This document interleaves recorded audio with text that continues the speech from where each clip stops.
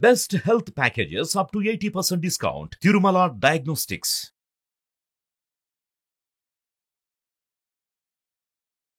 ఓం శ్రీ గురుభ్యో నమః.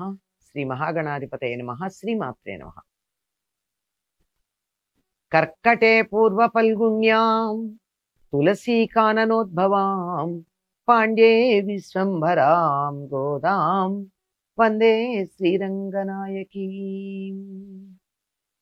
నీళాతుంగస్తనగిరితటీ సుప్తముద్బోధ్య కృష్ణం పారార్జం స్వం శృతిశతశిరసిద్ధమధ్యాపయంతి స్వోచ్ఛిష్టాయాం సృజినిగళితం యాబలాత్కృత్య భుంక్తే గోదా తస్యై నమైదమిదం భూయ ఏవాస్తు భూయః. శ్రీ భూనీల సమేత గోదారంగనాథ స్వామినే నమః. మాలే మణివண்ணా మార్గళి நீராடுவான் மேலையார் செய்யனகள் வேண்டுவன கெட்டியேல் ஞாலத்தி எல்லாம் நடுங்க முரல்வன பாலன்ன வண்ணத்து உன் பாஞ்ச சென்னியமே போல்வன செங்ககள் போய்ப்பாடுடையனவே சாலப் பெரும் பழையே பல்லாண்டி சைப்பாதே கோல விளக்கே கொடியே பிதானமே ஆலிநிலையாய் అరుళేలోరెంబావాయ్.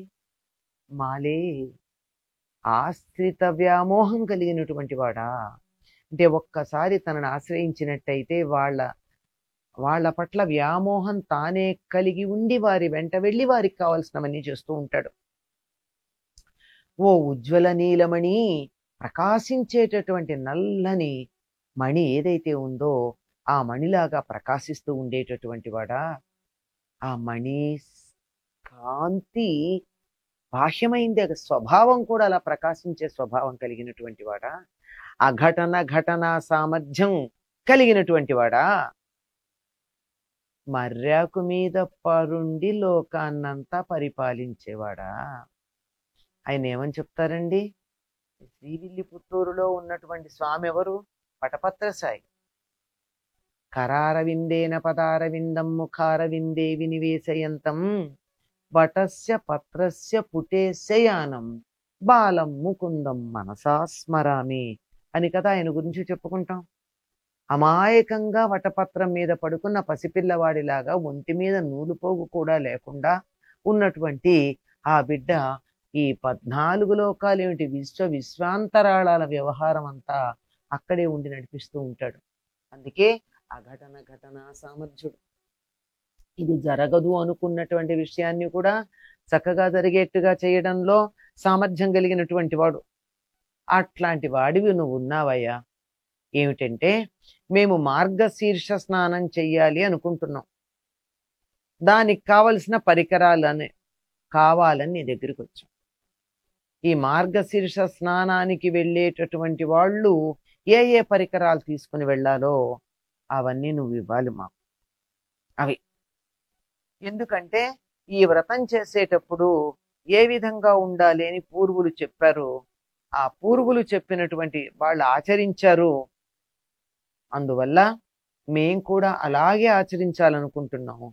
అలా ఆచరించాలంటే వారు ఏ వస్తువులను ఉపయోగించారో మేం కూడా వాటిని వాడాలి కదా.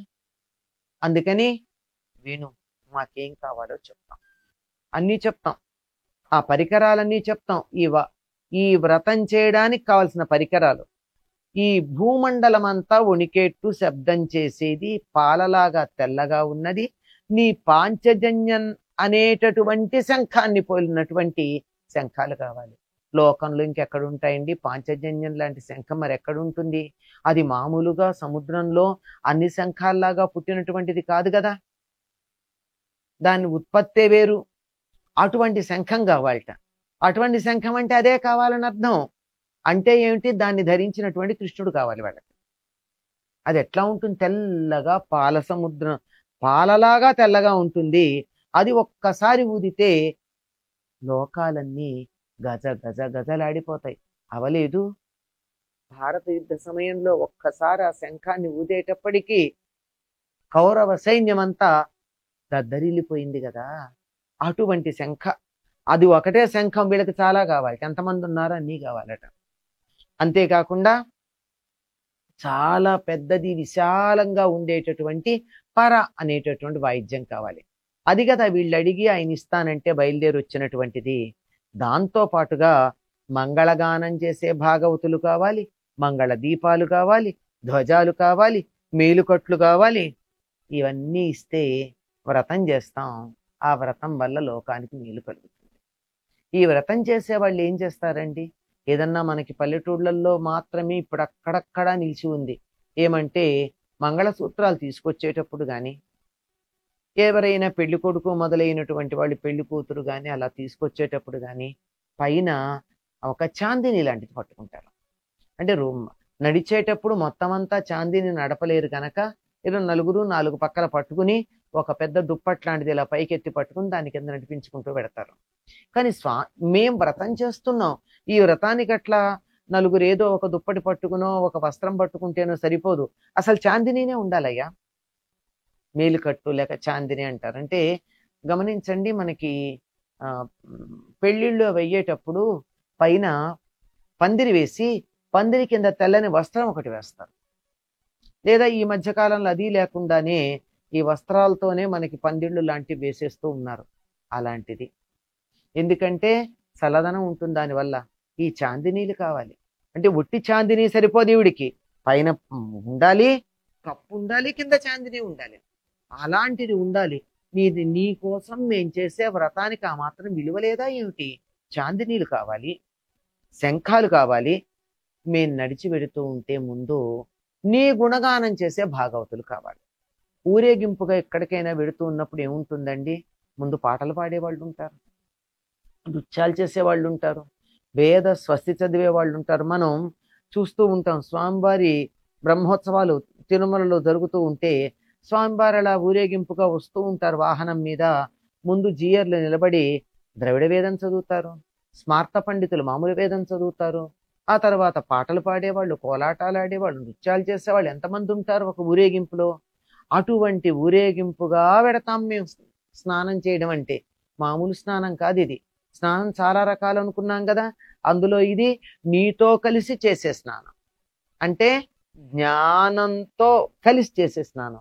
జ్ఞానంతో కలిసి చేసే స్నానం అంటే తమని జ్ఞానంగా తెలుసుకుని, అంటే తాము తెలుసుకున్న జ్ఞానం ఏదైతే ఉందో భగవంతుడు తప్ప మిగిలిందంతా వృధా అనే జ్ఞానం ఉండే, ఆ జ్ఞానం తెలిసి భగవంతుడితో కలిసి చేసేటటువంటి స్నానం, ఆరాధ్య దైవంతో కలిసి చేసే స్నానం కనుక దీనికి ఊరేగింపుగా వెళ్ళాలి, ఒక్కళ్ళు వెళ్ళడం కాదు.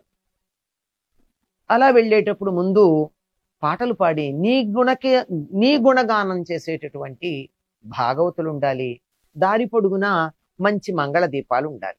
కాగడాలు పట్టుకుంటారు కదండి, కాగడాలు పట్టుకున్న పగటిపూట కాడ కాగడాలు వేస్తారు, అది ఒక లాంఛనం.